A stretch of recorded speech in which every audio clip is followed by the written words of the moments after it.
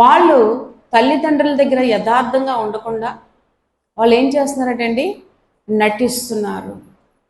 ఏమని నటిస్తున్నారనంటే, అమ్మా నాన్న నీకు ఇష్టమైనట్టే ఉంటున్నాను అంటారు, కానీ ఒక పరిస్థితి వచ్చినప్పుడు వాళ్ళు అమ్మా నాన్నకి వేరైపోతున్నారు. ఇలాగే ఇక్కడ ఎవరిని ఆశీర్వదిద్దాం చూస్తున్నట్ట, ఇస్సాకు తన పెద్ద కుమారుణ్ణి ఆశీర్వదించాలని చూస్తున్నాడు కదా. ఎవరిని? ఏసావుని ఆశీర్వదించాలని చూస్తున్నాడు.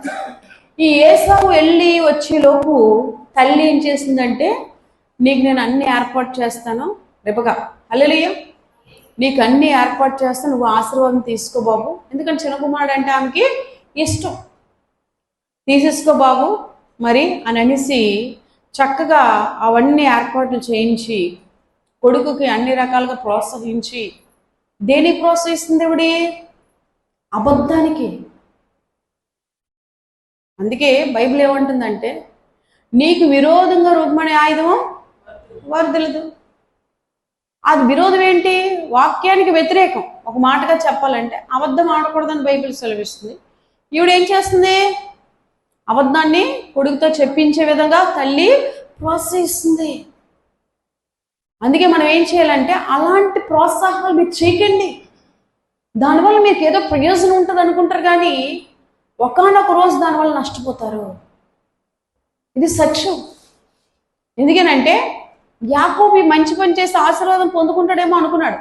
పొందుకున్నాడా అంటే దేవుడు దయ వచ్చినంత వరకు ఆయన సంపూర్ణమైన ఆశీర్వాదం పొందుకోలేదు. అయితే ఇస్సాకు ఏం చేస్తాడంటే, ఆ మాటలను నమ్మేసి అతన్ని ఏం చేస్తాడండి, ఆశీర్వదించేస్తాడు. Praise God. అందుకే ఇలాగ నటించేవారు ఎవరైనా క్రైస్తవ జీవితంలో ఉన్నట్లయితే వారు మార్చబడుదురుగాక. బ్రతికితే క్రీస్తు కోసం అంతవరకు బతికండి. దానికి ఎన్నో అడ్లు వస్తాయి, ఎన్నో ఆటంకాలు వస్తాయి, ఎన్ని వచ్చినా పర్వాలేదు, నా యేసయ్య నాతో ఉండగా నాకేంటి భయము అనే నిర్ణయంతో మీరు ఏం చేయాలండి? ఏం చేయాలి చెప్పండి అందరూ? దేవుని కొరకు యథార్థంగా జీవించి కష్టం వచ్చిన నష్టం వచ్చిన యేసయ్యని విడిచిపెట్టిన తీర్మానం చేసుకోండి, అంతే. దేవుడు అప్పుడు మనల్ని ఆశీర్వదిస్తాడు. కానీ ఆ పరిస్థితిని పెట్టేప్పుడు కదా అలా నటించేసి మళ్ళీ ఎవరికి తెలియదని మనం అనుకుంటాం, కానీ చూస్తున్న వాళ్ళు ఎవరు? దేవుడు. ఆ చూసే దేవుడికి మనం ఏం చెప్పాలి? లెక్క చెప్పుకోవాలి. కనుక మన ప్రతిఫలం ఎవరిస్తారు? మనుషులు ఎవరు? అమ్మ కానీ, నాన్న కానీ, అక్క చెల్లెలు కానీ, అన్నదమ్ములు కానీ, భార్య కానీ, భర్త కానీ ప్రతిఫలం ఎవరిస్తారు? దేవుడు ఇస్తాడు. ఈ విషయంలో మనం ఎవరిని చెప్పుకోవచ్చు? యోబు గురించి చెప్పుకోవచ్చు. యోబు యథార్థవంతుడు అన్నందుకు దేవుడి దగ్గర యోబు ఏం చేశాడు? నటించలేదు. తన భార్య దగ్గర కూడా నటించలేదు.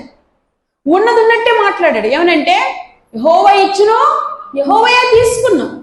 అంతేగాని మూర్ఖురాలు మాట్లాడినట్టు నీవు మాట్లాడగా నా దేవుని అనే హక్కు మనకి లేదనే విధంగా సంబోధించాడు. అంటే అతను ఏం చేస్తాడు? నటించాడా?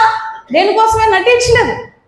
ఆయనలోని యథార్థమైన జీవితమే కోల్పోయిన తన జీవితాన్ని, నష్టపోయిన తన జీవితాన్ని, మరి అన్నిటినీ ఇంకా శరీరంతో సహా సమస్తము కూడా ఇంకా అయిపోయింది అనుకునేటువంటి శూన్యమైన జీవితంలో దేవుడు ఏమిచ్చాడు? నిరాకారమైన జీవితంలో ఆకారాన్ని కలిగించాడు.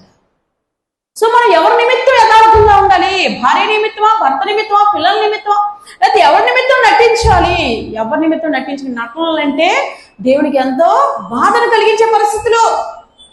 క్రైస్తవ జీవితంలో మనం ఏం చేయకూడదండి? నటించేవారుగా ఉండకూడదు. హల్లెలూయా. యోబు నటించలేదు. నటించకపోయిన జీవితం ఏం చేస్తుందంటే, కోల్పోయిన జన జీవితాన్ని దేవుడు ఆశీర్వాదకరంగా మార్చేస్తాడు. మనుషులు ఎవరు? మనకి ఆశీర్వాదం ఎవరు ఇవ్వాలి? దేవుడు ఇవ్వాలి. సో దేవుడే నటన సాగుతుందా?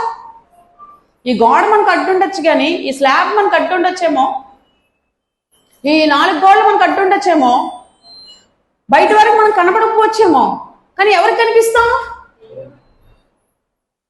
ఇది ఒక్కటి గుర్తుపెట్టుకోవాలి. మనం ఏం మాట్లాడినా, ఏం చేసినా, ఏం చెందినా దేవుడు సమస్తము తెలుసు. కనుక మనుషులు ఎదుటి ఒప్పుకోకపోయినా మన అతిక్రమంలో ఎవరు ఎదుటి ఒప్పుకోవాలంట? దేవుని ఎదుటి ఒప్పుకోక తప్పదు. అయ్యో నా తండ్రి ద్వారా దేవుడే కదా నన్ను ఆశీర్వదించాలి, నా తండ్రిని మోసం చేసి నేను ఈ పని చేయడం ఏంటి, నేను చెయ్యనమ్మా అని కొడుకు చెప్పలేపాడు. అంత ఎక్స్పీరియన్స్, సీనియారిటీ, భయభక్తులు కలిగిన రెబెకా కూడా ఏం చేసిందండి, చెప్పలేకపోయింది. దేనికి ఇష్టపడ్డది రెబెకా? నగ్న జీవితానికి ఇష్టపడింది. అదే ఇష్టాన్ని తన కొడుకు ప్రోత్సహించింది. ప్రోత్సహించి ఆశీర్వాదం వస్తుందని చూసుకుంది, కానీ దానివల్ల నష్టము తెచ్చుకుంది.